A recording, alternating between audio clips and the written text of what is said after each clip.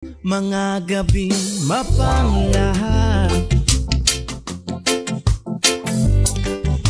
dinadaan sa awitin,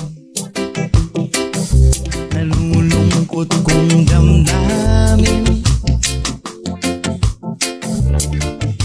naaaliw na rin. Ay, kumusta? Kumusta mga higala? Sama sa naandan, magkakauban na sadta. Sabado karon niya duha katak na kining ato nga tulumanon, alas 10 hangtod sa alas 11. Mga butang ang atong isgutan, mga may kalabutan, ang atong katilingban, ang atong kagamanon. Naapil niya na ang mga pahimangno, labi na sa mga kandidato. O sa mga katawhan sa ato nga nagsingabot nga pinili ay sa barangay ug ang saguniang kabataan. So kana ato pag-isgutan sa taga-agtaas nga panahon, pag-abot sa alas 11, sama sa gihapon ang atong happy hour alang sa atong mga senior citizens. So kining tanan ato pag-asawan ning ato ang tulumanon. Kumusta ka? Ang simoy ng hangin, at kung mayayakap lamang. O ning ato panagkauban karon ay salamat kayo. Akong partner karon sa Engineer Renanti Bernas.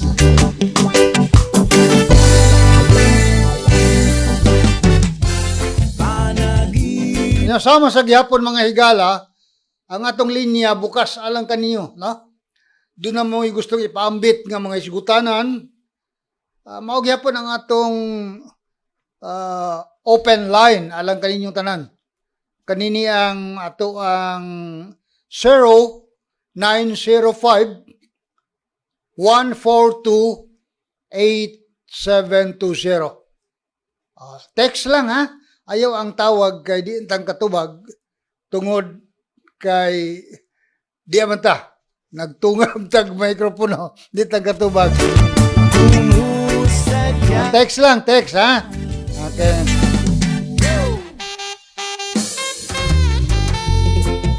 Ana atong pasalamatan unang-una daypod no ang atong mga kaubanan diri sa San Miguel Cable TV Network Incorporated. Kunya ang atong mga kauban sa buhat gihapon dito sa DYAA, sa Radyo Ubay, naglanog-lanog kita karon dito.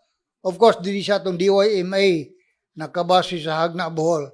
Ug tanan nga friends nato sa atong Facebook live streaming. Sinta, kahit na Okay, di ta maglangay mga higala. Unahaw na to ang mga maayong balita. Maayong balita, no? Unahaw na to ang pagpahibaliw kaninyo nga hinatunta magpadayon kini. Nga atong lalawigan sa Bohol, nakaangkon sa Pasidungog. Unang higayon, mga higala. Nga nakabuot sa probinsya sa Bohol, kining Pasidungog nga deklara sa Bohol nagunang probinsya sa Central Visayas nga nakakuha sa 98.71% sa gipahigayon nga Peace and Order Council Performance Audit sa tibuok Central Visayas. Well, kini ang gipahibaw ni Governor Ars Amintado atol sa gihimo nga tigom sa Joint Provincial Peace and Order Council, PIPOC, ug ang Provincial Anti-Drug Abuse Council, PADAC. So, gikalipay kini. Of course, kita, tanan mga katawhang bulanon, nininglain nga pasidungog sa probinsya nga nakabuot ang taas nga grado in terms sa performance rating sa Peace and Order Council.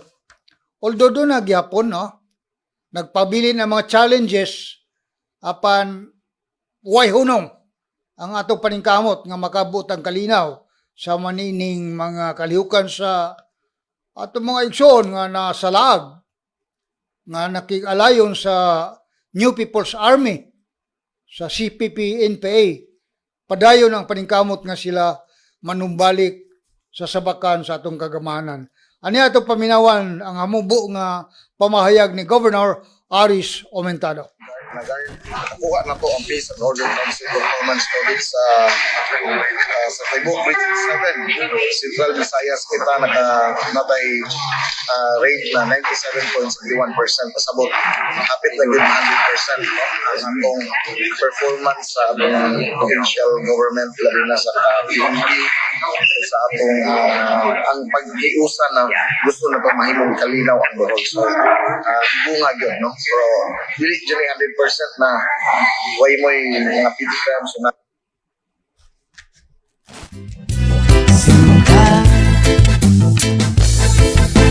Akatang ato ang halangdong Gobernador Aris Omentado sa pamahayag nga dakong kalipay gyud nga atong gibati karon tibok katawhang Bulanon nga nakita sa tibok Central Visayas ang paningkamot sa Bohol nga magpadayon mabaton ang kalinaw o hapsay sa ato nga lalawigan. Nya niya pay lain nga nindot nga balita mga higala. Kumusta ka? Malalim pa. Okay, niya itong miyaging adlaw Merkoles, Oktobre 18, di ba? Merkoles sa hapon, dako sad nga kalambuan kini nga makahatag og dugang pang pagsiguro nga makabot nato ang atong kalinaw sa lalawigan. 61, oy nindota ka mga matod pa misimpatiya sa kalihukan sa mga New People's Army.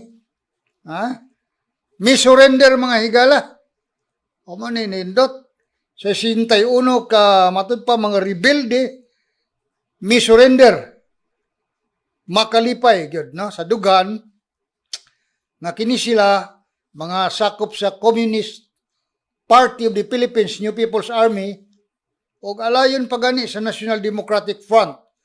Mi-surrender ni atong adlaw nga Miyerkules ug nagpasalamat ang kagamahanan ubos sa pagdumala ni Governor Aris Omentado sa pagpanumbalik sa ilang pagsalig sa kasamtangan nga administrasyon. Hingpit kini nga mibalik sa sabakan sa gobyerno ang dulaan sa 61 ka mga former rebel gikan sa nagkalaing organisasyon nga naglihok dinhi sa Bohol.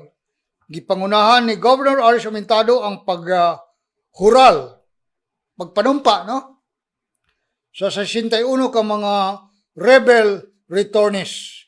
Gihimo kini adtong Oktobre 18 sa hapon, adlaw Miyerkules, dito sa Ceremonial Hall sa Kapitolyo. Atol sa Joint Provincial Peace and Order Council o Provincial Anti-Drug Abuse Council meeting ngadtong adlaw Miyerkules. Ani ang tipik sa maong kalihukan ato paminawan. Ako si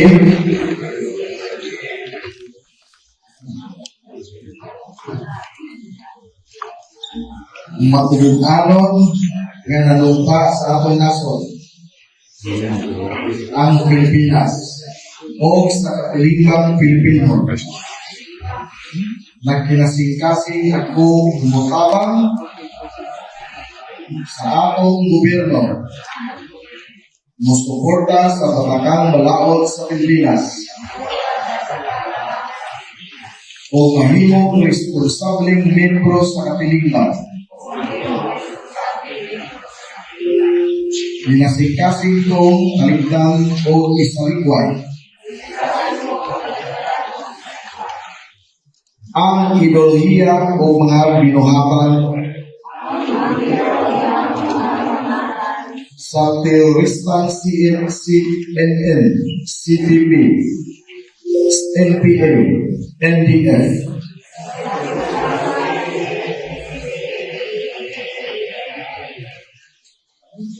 Mugos akong nagsaa sa atong bandila o sa matag usa ka natong Pilipino nga ako musunod sa mga tulumanon sa atong malaod manginabuhi nga malinawon o manghimong produktibong lumulupyo sa Pilipinas. Buligan po ta ako sa Ginoo. Welcome back. Congratulations. Pilipino. Ako si Naaaliw na rin. Okay, salamat kayo, no? Of course, ato sa pasalamatan, no? Sila ni Governor Aris Amintado, Vice Governor Victor Baliti, tanan-tanan na naglihok alang nining atong pag-abot sa kalinaw ug kahusay sa atong lalawigang Bulanon. Of course, congratulations sa katawhang Bulanon nining ilang bunga sa mga paningkamot nga makabot kanunay, magpabilin kanunay ang atong kahusay o kalinaw sa atong lalawigan. Congratulations sa atong tanan. Kapi